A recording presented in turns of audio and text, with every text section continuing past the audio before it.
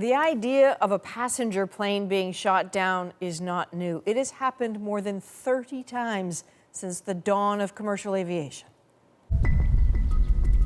The most recent, MH17, brought down in that Ukrainian sunflower field in 2014. So Ukraine has experience coping with this and is sharing as much as possible with Canada.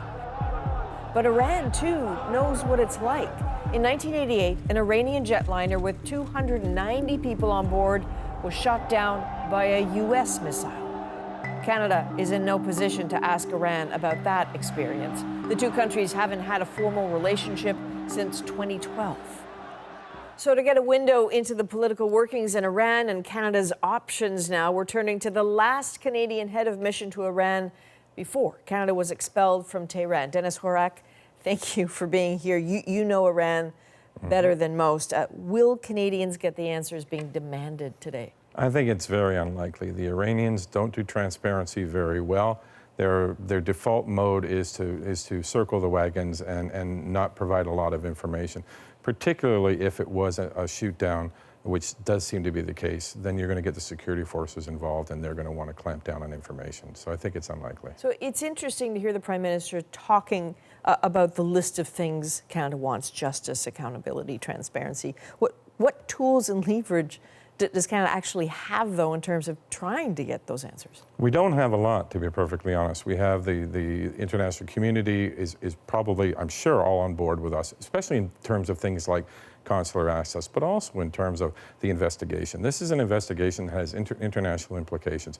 If, as the Iranians claim, that it's a mechanical failure, well, then Boeing and other airlines that run that aircraft need to know what happened.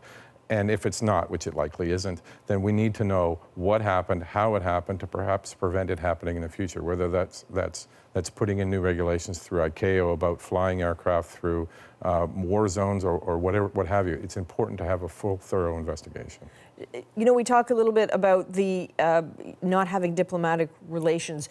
Would having them have made a difference in terms of trying to get answers? I don't think it would have much of a difference in terms of getting answers. I mean, we would know better the people involved, but again, the Iranians will clamp down on the information. But what it would have done would have given us immediate access, or as immediate as possible, to the site, to the remains, to deal with the families that come in. So being on the ground would have helped in the bureaucratic sense in that regard. But in terms of getting answers, I don't think so, because I don't think anybody's going to get full One answers. last thought briefly. If this crash did happen because of an accidental missile strike, how will that be perceived or talked about in Iran? The Iranians I don't think they'll ever admit it.